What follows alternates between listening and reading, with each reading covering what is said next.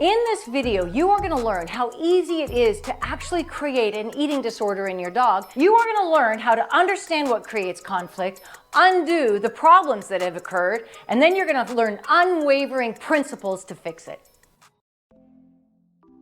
I'm going to tell you a story about two different German Shepherd dogs. They both had eating disorders, but they were both very, very different, and I want to explain why.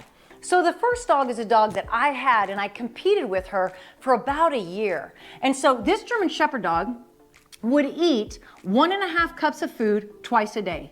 She never missed a meal. She salivated more. Everything in her body went about digesting that food, and she ate exactly the way you want dogs to eat.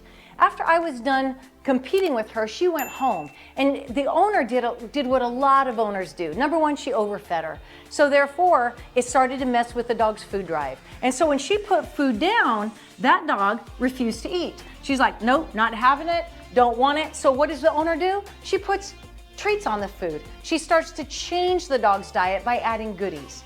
Well, by doing that, the dog started to look for the goodies, and that's what the dog wanted. So a year later, this lady comes to me with this dog. This dog is so thin, its hip bones are sticking out, the spine is sticking out, and if I didn't know better, I would have thought she was starving the dog to death. But I knew she loved her.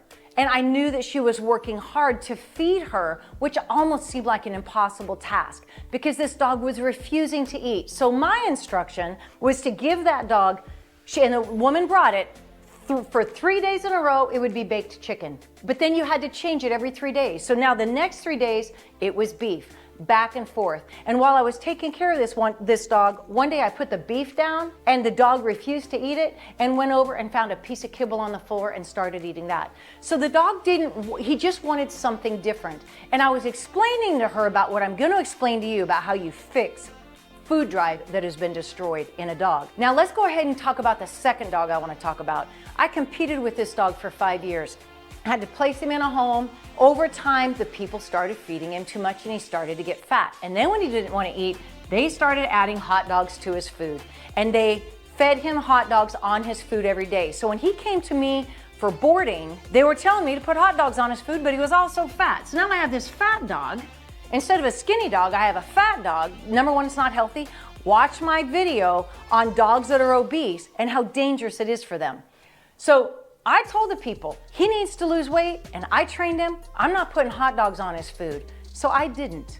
You know how many days this dog chose not to eat. Every day, I would go, buddy, you want it? You want it? Create some drive, put the food down on the ground, he'd sniff it, and he'd walk away. Twice a day, every day, I offered this dog food, but I was going to refuse to put hot dogs on his food. You know how many days that dog chose not to eat? Not 2, not 4, not even 8. Now, at about day 8, I am stressing. I was like, because when we feed our dogs, it makes us feel good. You know how many days he chose not to eat? 10. 10 days he chose not to eat. Well, number one, he lost weight. Number two, on day 11, guess what? Then we had happiness, sunshine, because he ate. He never missed a meal after that. And he also got to a healthy weight.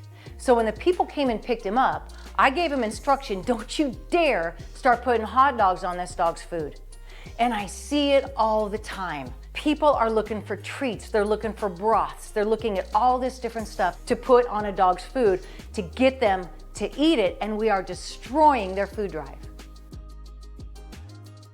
Now that you understand what creates conflict, I want to teach you how to undo bad habits that have been formed. If in a perfect world, every single dog would have great food drive, and you want a dog that just can't wait to eat, you put the food down and within 5 minutes it's gone. Like I said, they are eating ravenously, they are salivating more, and everything in their body goes about digesting the food. Because when you look back at their ancestors, they never knew when a meal was gonna come. But if you do have a dog with good food drive, it's really important to maintain a proper practice so you don't ruin it.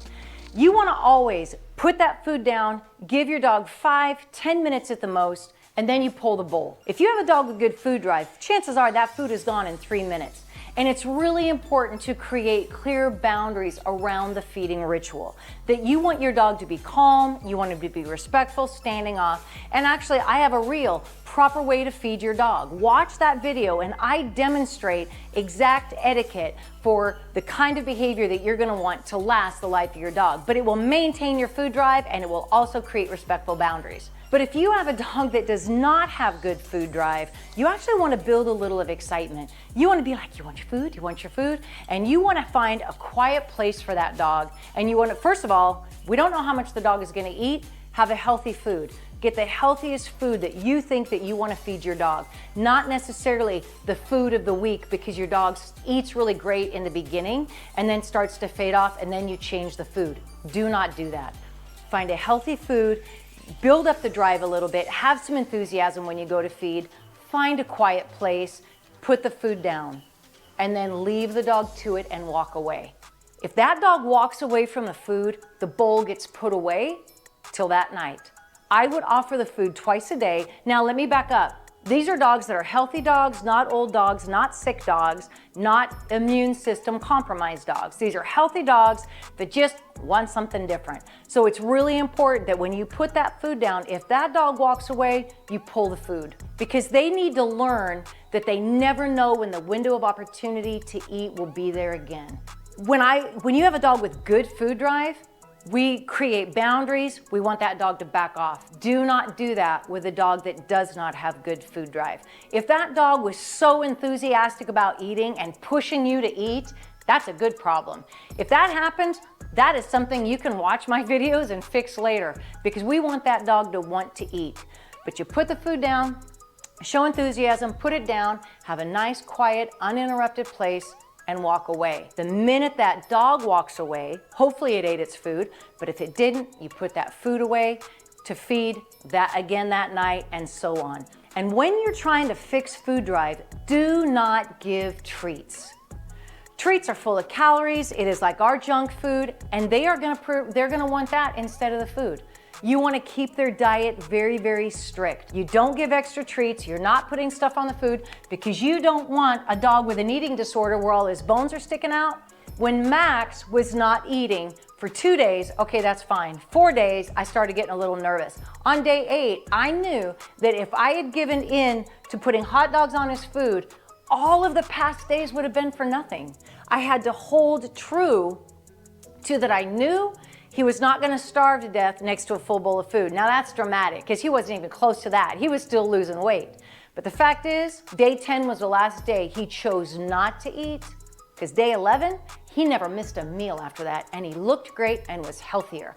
So again, put the food down, and when you put it down, you don't touch your dog, you don't hand feed your dog, you don't put treats on it. The dog gets nothing but it's nutritious kibble that you're giving them. You offer it twice a day. And again, if your dog has any kind of health issues, seek the advice of a veterinarian before you follow this advice. I'm talking about young, healthy dogs that are just wanting something different because the human gave them something different so much that now they're turning their nose up to a nutritious bowl of food that's actually going to be healthier and better for them. Both of these examples were fixed by unwavering dedication to the principles that I'm teaching you right now.